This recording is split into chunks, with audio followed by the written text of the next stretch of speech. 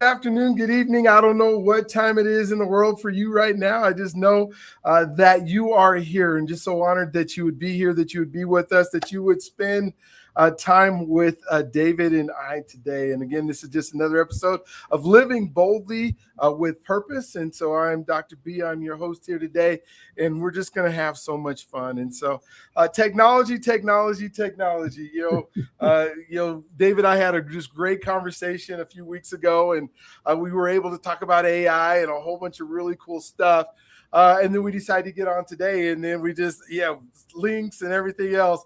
We're trying to stop us from having this conversation today. I think, Dr. B, you should rebrand the podcast, Leaving Boldly Without Technology. I think that's the new podcast for you. Oh my gosh. It just, and sometimes everything just works perfectly well. And then sometimes it's just, we have to deal with technology. And I think that's just part of our lives these days, is that there is always technology and there's always something that can go well or can go wrong. And we just get these expectations that it's always going to be good. It's always going to be right. It's always going to be, but it shouldn't stop our lives. So like what you said, technology isn't who we are. It's right. A tool that we use. And sometimes I think folks forget that because they think, I got to do this. I can't do this without this. And I can't, I guess I have an electric car. And so, but it's still technology that, where the battery works and it goes, and probably even more simpler than the technology of the gas car. But we've grown to just kind of rely on it. And I'm like, it's been so cool over the last 4 years that I haven't had to really go to the mechanic guy to fix something, right. Technology that broke. And, and I can remember back and I started driving, I think 1980s, probably 82 or 83. I was driving, and it seemed like those cars broke down all the time. Flat tires all the time. I can remember. Did it happen to you as well? I was thinking of the acronym about Ford: fix and repair daily. Yes. For the Ford cars from the 70s and 80s. I was driving a Chevrolet one time down on the freeway, and the drive shaft just fell out and rolled over.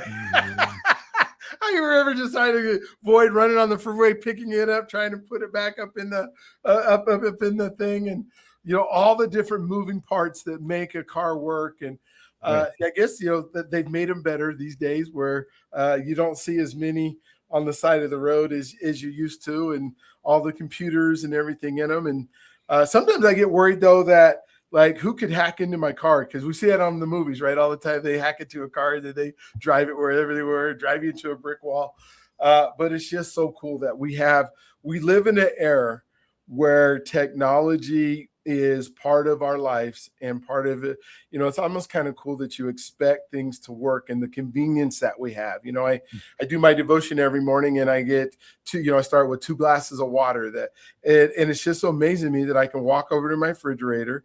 I don't have to open it up. I can just push the glass underneath the thing and water comes out, and I have 2 glasses of water all day long. Now I should be drinking more water all day long, but it's just so cool that exists. When I was a kid, we didn't have a refrigerator we had a refrigerator though. So, and I can, like my grandpa would tell me about the ice box and having to go, get ice and stuff. And so technology's been cool, but thank you for being on the show today. Thank you for us just being able to have a great conversation, as we always get to.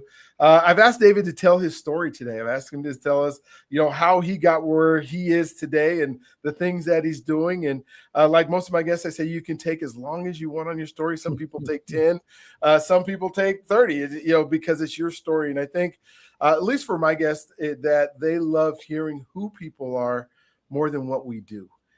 Sometimes we're defined by who, what we do. And, so who are you? Well, I'm a teacher, or I'm a, architect, or I'm an astronaut, or whatever it is. And we don't start out with, the things like who we are. I'm a father. I'm a, a husband. I'm a child of God, whatever it is that you start out with. And so I love hearing people's stories, because it gives context to what you do and maybe why you do it. So thank you for being here. Like I said, I'm honored to have you. The stage is yours.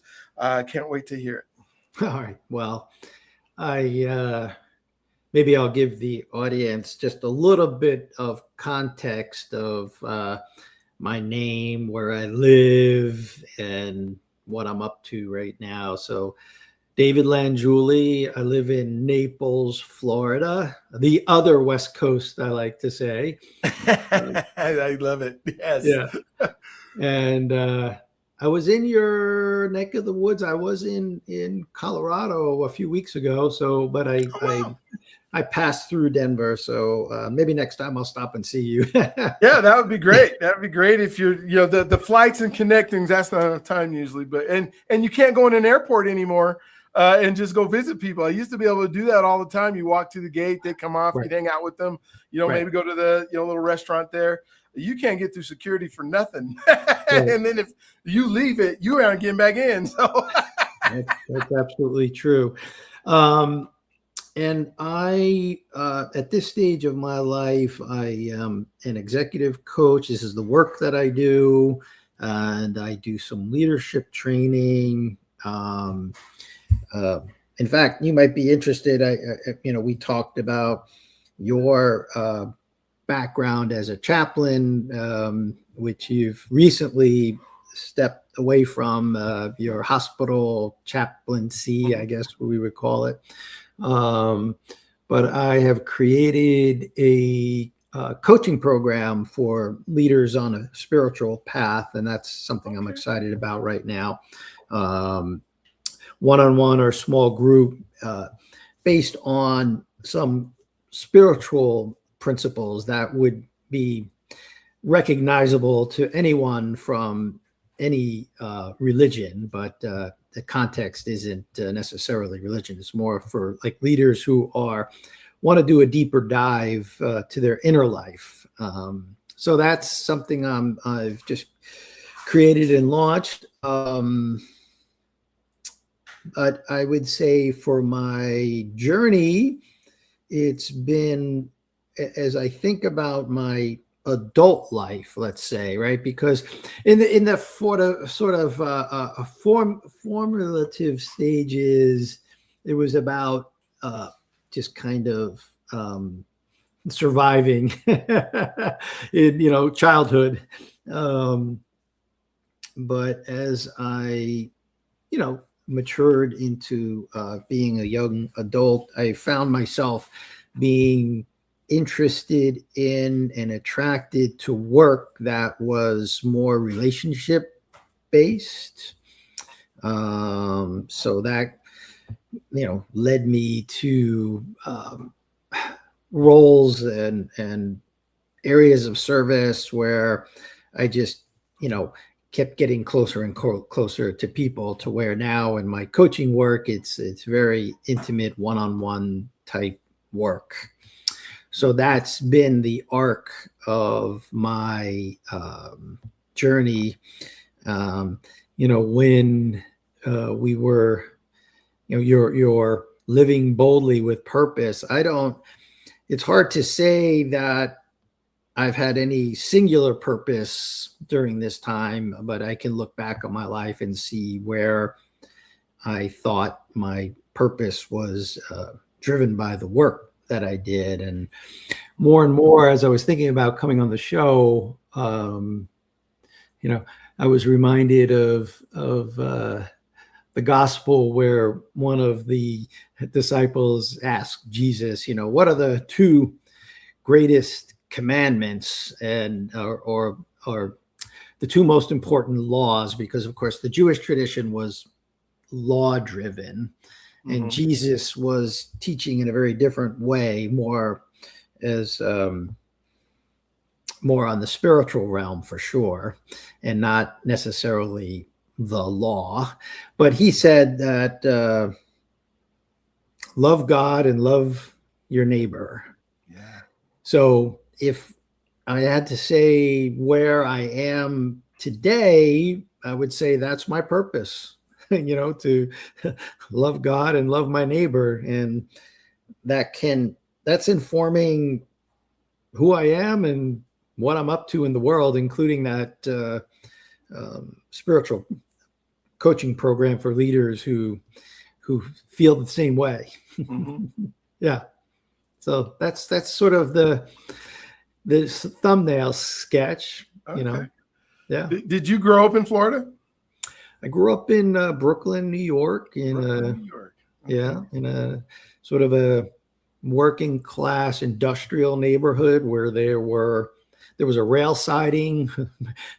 Most people wouldn't use like that phrase rail siding in New York City, but there was a rail siding and there were factories at the end of the street. There was a glass blowing factory. There was a paint factory. There was a cosmetics factory, all down at the end of the block. So, yeah. And married a gal from Staten Island. So we have our roots in New York City. In New York City. Yeah. I'm always curious about New York because, I visited it a few times. We adopted twins that back in the early 90s that were born at Harlem Hospital and lived in Brooklyn. Yeah. But I probably only been there 5 times in my life. Right. But it just seems like each of the boroughs have such a different personality and different walk and different groups of people. And there's just so many people. I live in the state that only has, 5 million people in it total, and I live in a time zone that doesn't have much more than that. Like Wyoming, our time zone only has 600,000 people in the whole state. Right. Montana is maybe 1 million, and New Mexico, so I'm not used to being around. I mean, I lived in LA for a while, but I lived in the kind of the suburbs of it. Right. But I think of our identity and who you were. Now, so if you could just jump back a little bit and just kind of tell me how your identity was shaped. Was it shaped by the neighborhood that you were in, the people you were around?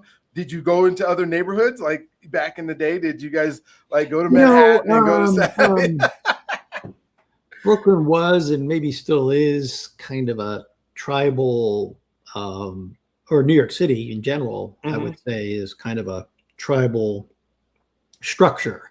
And as you say, the neighborhoods have within each borough, each neighborhood has a flavor, and that's always changing depending upon the ethnicity of the folks, the race and ethnicity of the folks that are living in those neighborhoods, and that's an ever change. It changes over years, but I would say earlier so the answer is generally no, just pretty much stayed in the neighborhood. My mom, worked in Queens, the next borough over. My father worked in Brooklyn. So, we just didn't go very far. The families were, in Brooklyn and Queens. And so that was the sort of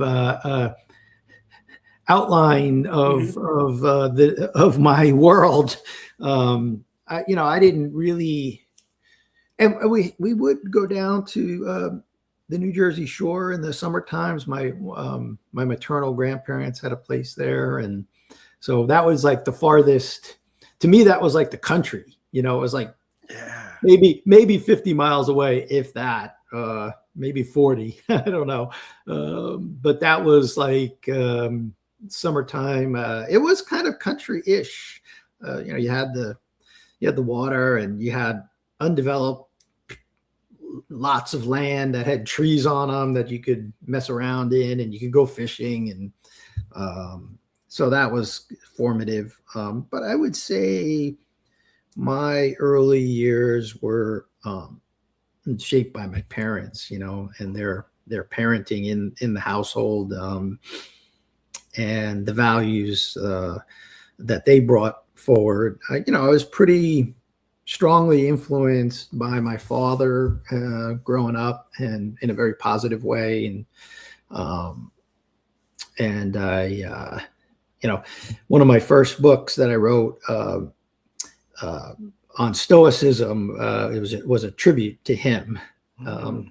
Yeah, it's called The Stoic Way of Leadership. Your folks it's a very short little volume, like 24 pages. You can get it out there on Amazon in Kindle. But he brought a lot of Stoic philosophy in his life, and he was Catholic.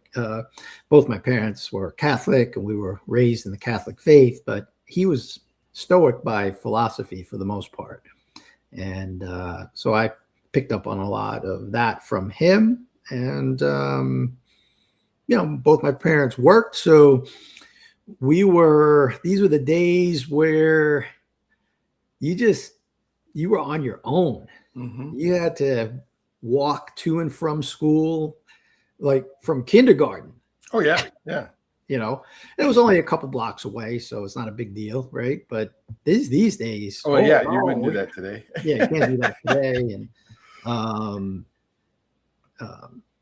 And I think for me, leaving New York and going to rural southwestern Virginia for college was a formative experience, and just getting out of the city. And by the time I was in high school, my parents had moved to Long Island, so we were kind of out of the heart of New York City, but literally just 2 towns over from the Queens border, so really not very far. Sort of a densely populated suburb of the city, just over the Queens line. But going away to school, and I was pretty well prepared for that. Just the way we were raised to be very independent and self-sufficient. So I think that was a good experience for me to get out in the countryside, and that's where I kind of fell in love with mountains, and been going, obviously not Colorado style mountains, but Appalachian mountains. And that's what got me out excited about nature and being out in the woods, and eventually led me to do some mountaineering and mountain climbing for about 15 years. Mm-hmm. Oh, so cool. So cool. I think about our world now. I think about the world that we live in compared to the world we came from. We were in this analog world that, if your parents went out to dinner and you had to have a babysitter, the only way the babysitter could find your parents would be to call the restaurant, because you had a one-line phone in your house, and right. You weren't taking cell phones anywhere. No. And then I think about our global world that the folks that are young now have to grow up in. Like we're exposed to so much more. We had Walter Cronkite on the news or whatever it was, and he told us what was happening in the world compared to whatever CBS or ABC decided what was important in the world. It was, it was pretty much. Yeah. And so now, as we have to interact, you're down in Florida now, and I think in Florida you probably don't see a lot of Floridians, probably a lot of New York transplants into like native Floridians, I guess. Right.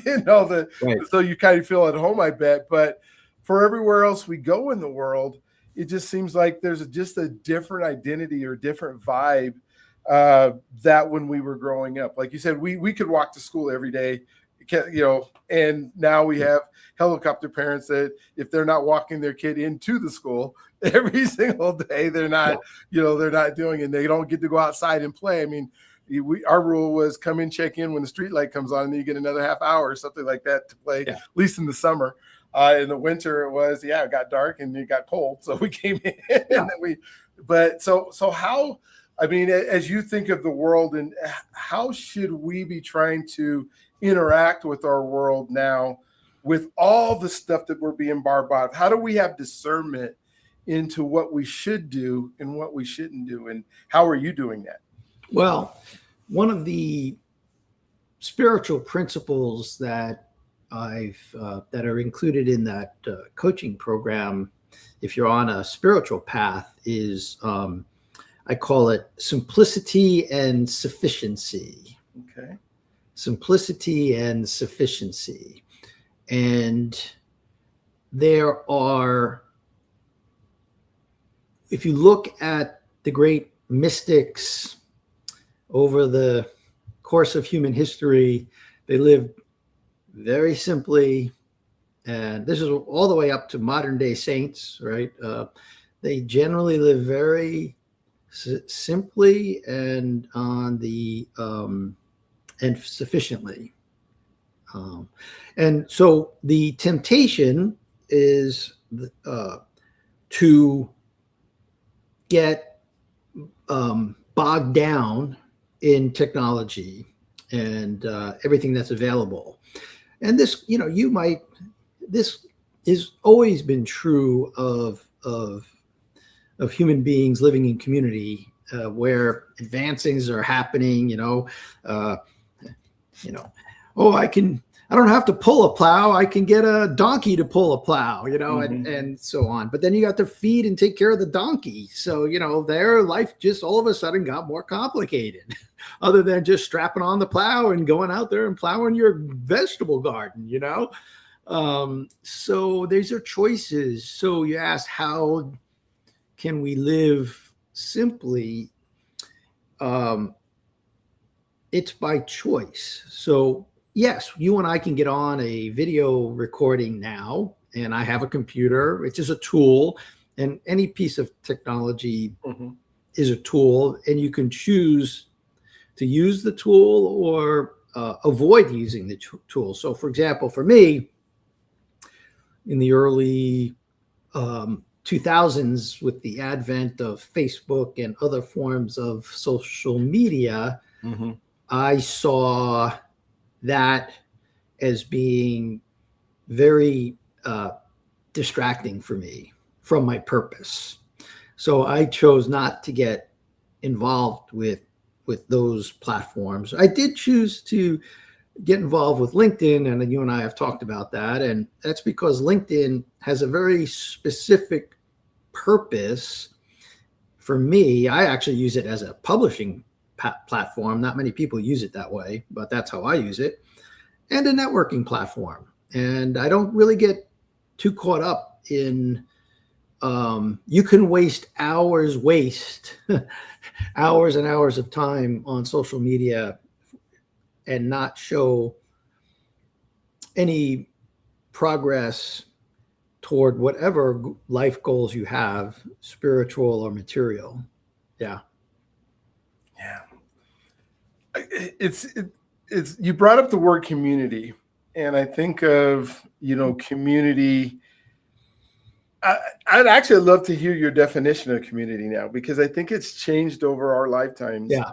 Is what community is. I'm still trying to figure that out. I think it's actually harder now because when life was simpler, you had your neighborhood and you had your community, which consisted of your neighbors and your family.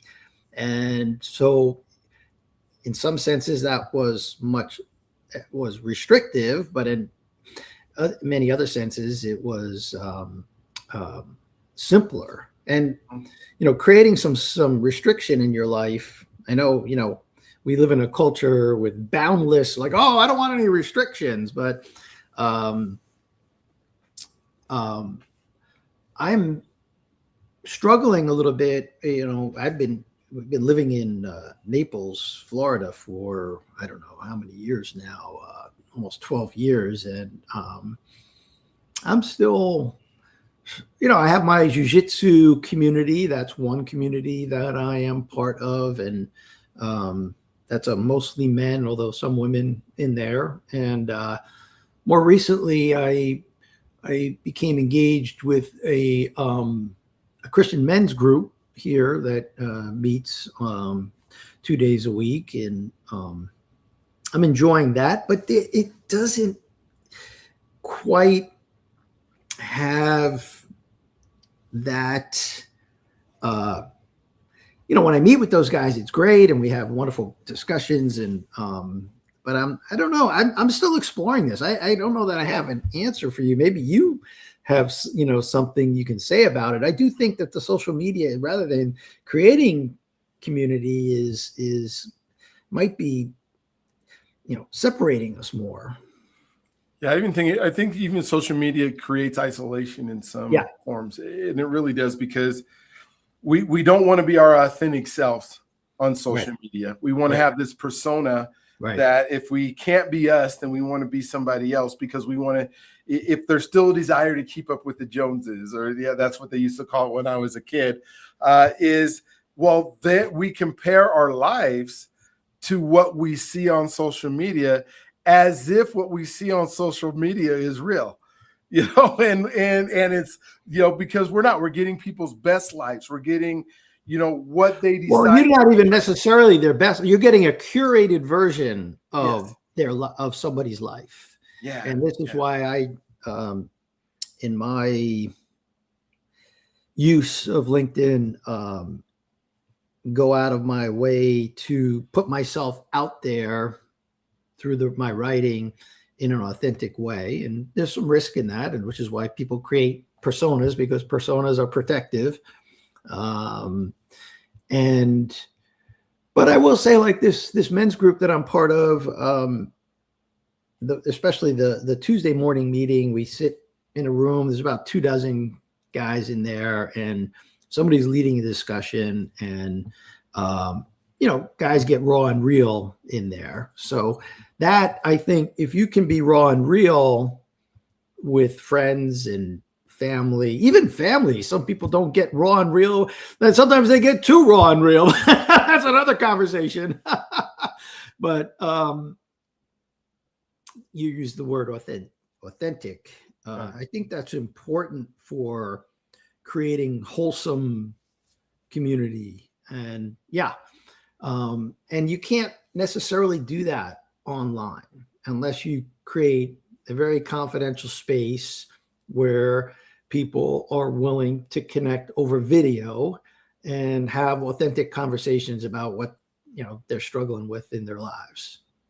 How important is, because you said you guys meet, and so that's different than online.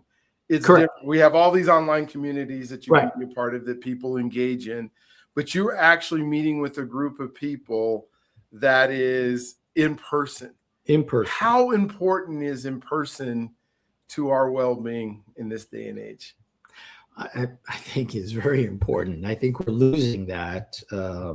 As I mentioned at the start of the show, is that my journey has taken me on a path that towards more intimate relationships with human beings. And you can only go so far in terms of, when I say intimate, that doesn't mean sexually intimate. It means just very close, very close.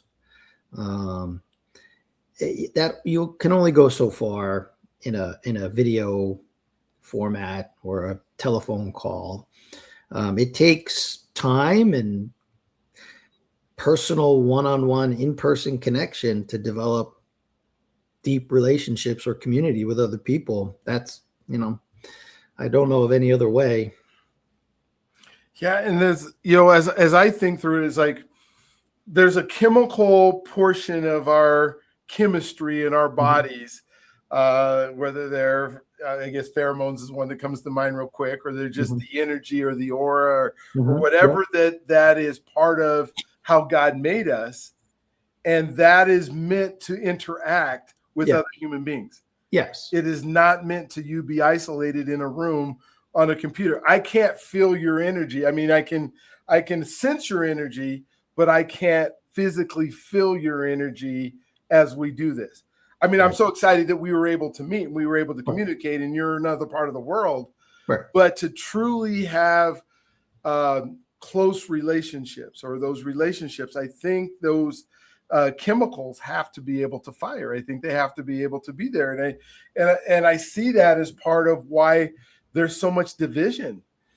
Somebody, you like talk to the hand. Like, if what you're about to tell me is not that you wouldn't say it if that person was there, I don't want to hear it. And the third part of this is, if you do listen to and participate in gossip about a person, it's incumbent upon you to go clean it up after you catch yourself. That's the hardest thing to do. Yeah. Oh my gosh. Well, and you think about, at least for me, I think about communication. And I think one of the biggest falsehoods in communication is the belief that it happened. Like that I said something to you, you reacted to me, and we actually had this communication that happened because. Well, there's breakdowns all the time in communication. I just had a breakdown with my wife yesterday. I mean, we've done a lot of work on our communication, and but in terms of creating, intimate human relationships, communication is involved, preferably, in order of effectiveness, I would say in person, secondarily, maybe video, close second or third, telephone. In some senses, the good old telephone, like I had to call you today, right? So we had a breakdown today in communication. We did. Yeah. You and I had a breakdown in communication. Like I didn't receive the link, and then I sent you an electronic message, and I was waiting. I noticed that you didn't receive that. So I was like, okay, I'm just going to call Dr. B. And then we had a conversation over the phone, and we worked it out. See? Now, lots of reasons for breakdowns in communications, but I guess the most important thing to say about it is there will be breakdowns in communication. And this happens especially over social media. So getting back to that, right? You're living in a gossip chamber. People are talking about everybody else. They're saying things that they wouldn't say if that person was present in the room with them. And even then, sometimes you can say something in an email or in a online forum that gets misunderstood. It can happen in person. So the thing about in person is you have the energy field, you have the body language, you have your intuition that tells me, oh, that didn't land so well. Or you could say, well, what exactly did you mean by that? I'm not quite sure I understand, So yeah, it gets harder the more separation there is. And when there are more people in the room, like on social media, having simultaneous conversations, a lot of meaning can get lost and a lot of interpretation happens and a lot of harsh, unskillful speech happens, So yeah, so again, it's about choices. Like you can choose to participate in all that. Now I choose to and I know you do too, you're out there putting your messages out in the world, and there's something to be said for reaching more people with wholesome messages. But that takes a fair amount of skill and practice. And even then you'll screw it up. Oh yeah, absolutely. Absolutely. Well, and if they say that, 80 to 90% of communication is nonverbal or body language and that kind of stuff, we are so missing out on a lot of that communication. I know we have to think with words, and words are part of how God speaks to us through audible, but the visual is so important in that communication transaction. And like I said, video, being in present is obviously 100% the best way to do it. Video helps because you can at least see some of the body language. And then audio is, and I'm such an auditory learner, but I still love the nonverbal cues that I get that I think stop some of our division. I know go ahead. No, that's a great conversation. For the audience, I do recommend, like I'm on a path this year. My word for the year is like friendship. And so I'm on the path towards reaching out to friends of mine, actually driving 8 to 10 hours to see someone, going to Philadelphia to see someone else. I'm actually, it takes effort. Or I'm picking up the phone when I think of someone. This is just something you can do. So this, in terms of this conversation that we're having about relationship, I do think that the telephone is probably the most convenient way. As I connected with you today, you got somebody's number, give them a call, Leave a message if they don't pick up. Yeah. Don't expect them to call you back if you don't leave a message. Yeah. And then have a conversation. And Oh my gosh. see how it Simple. goes. Life should still be so simply. Like, I need to talk to somebody. Call them. Don't just text them. Call Either them. that, or if it's your neighbor, go knock on the door. Oh, what? Are you kidding me? Walk outside and ring a doorbell. Those work still? Oh my gosh. They do. We Oh encourage our kids to do that. Go door Yeah. knocking. Go door knocking. Well, I know we're short on time today, and I want to continue our conversation. And we just because you are my friend now, and you're stuck with me forever. But I do want you to give time to just tell folks how to get a hold of you, or how to access your books, or how to be able to make sure that you're there, and websites and that kind of stuff. And let them have a conversation with you if you're reaching out for a conversation. That. Yeah, everything's over on davidlangiulli.com, DavidLangiulli.com. My books, my work, how to message me. Also, David@davidlangiulli.com if you want to just email me. I do respond to emails, and I do respond to messages if you send one via the website, and I'd be happy to have a conversation with, and it's always great to be with you, Dr. B. I appreciate the invitation to be with you today. Absolutely. And so if you get the opportunities, we have some incredible shows all the time. I want you to continue to watch them. Go ahead and subscribe, and all those things that we do, YouTube-y things that we do to make it work, and whether you're watching it too. I want to thank David for being on the show today. And this, don't forget that you're God's greatest gift. He loves you if you allow him to. You are also, I want to end with this. You are an answer to prayer. Somebody else is praying that you are going to walk into their lives today. And you can't just decide how you're going to be that answer. You have to be available. Let God use you in a way. You can't say, I'm here to answer your prayer today, because that's not how God usually works. I guess you could do that and see if it works. Here's along those lines, Dr. B, like if you're feeling an urge to call someone, that could be a message from God to call someone. Yes, so absolutely. Just do it. Yeah. Be available. Be available for his voice to speak to you to do some of those things. Yeah. Right. But I guess what I'm saying is you just can't say, hi, I'm answering your prayer. No, that's okay. But you could say when somebody gets on the line, and they're not feeling, so there was something that gave you this urge, and they're not feeling well. You could say, would you like me to pray for you? You could say that. So good. I've been doing this for people now. I just say, they say, I'm having this ailment. I'm having this go on in my life. Oh, you mind if I, would you like me to pray for you? And usually they say yes.